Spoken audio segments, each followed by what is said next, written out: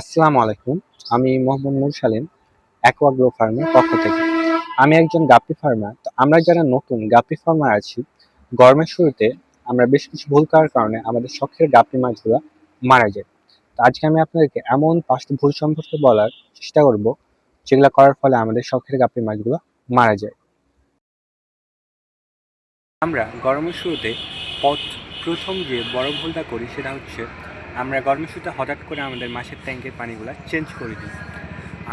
আমরা পুরো পানিটাই চেঞ্জ করে দিই।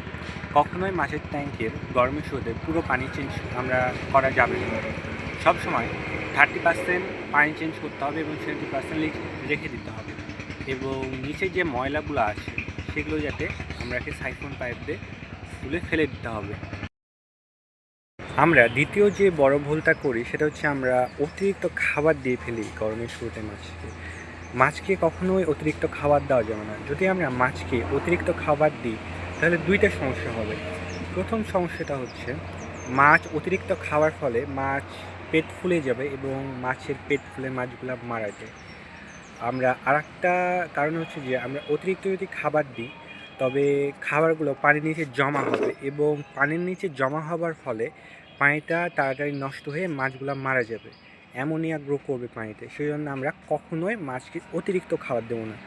আমরা মাছকে ততটুকু খাবার দিব যতটুকু খাবার মাছ 2 মিনিটে খেয়ে শেষ করতে পারবে। আমরা 3 নাম্বার এবং তৃতীয় যে ভুলটা করি সেটা হচ্ছে এয়ারেশনের ব্যবস্থা না করা। গরমের শুরুতে মাছকে এয়ারেশনের ব্যবস্থা করাটা ভালো, বিশেষ করে যে মাছগুলো সানলাইটে এবং অতিরিক্ত পানি হিট হয়ে যায়, যেগুলো রুফটপে ছাদে রাখার ফলে ওগুলাতে আমাদের এয়ারেশনের ব্যবস্থা করা লাগবে। আমরা যদি এয়ারেশন না দিই তবে মাছ অনেক সময় উপরে উঠে খাবে এবং মাছের অনেক সমস্যা হবে।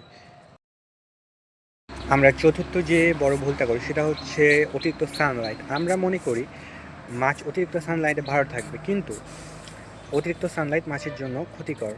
অতিরিক্ত সানলাইটের ফলে আমাদের গাপ্পির যে ট্যাঙ্কগুলো আছে এগুলাতে অতিরিক্ত পানি হিট হয়ে যাওয়ার ফলে মাছ অনেক সময় মারা যায়।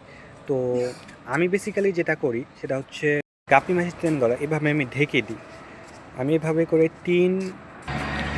করে আমি আমার ট্যাঙ্কগুলোকে ঢেকে রাখি, এবং আমার ফার্মটা গাছের নিচে হওয়ায় এখানে সেরকম বেশি সানলাইট পড়ে না, কিন্তু আমি যেগুলোতে পড়ে আমি ওগুলোকে ঢেকে রাখার চেষ্টা করি। আপনারা অবশ্যই আপনাদের মাছের ট্যাঙ্কগুলোকে ঢেকে রাখবেন সানলাইট থেকে, এতে পানিটা অতিরিক্ত হিট না হয়।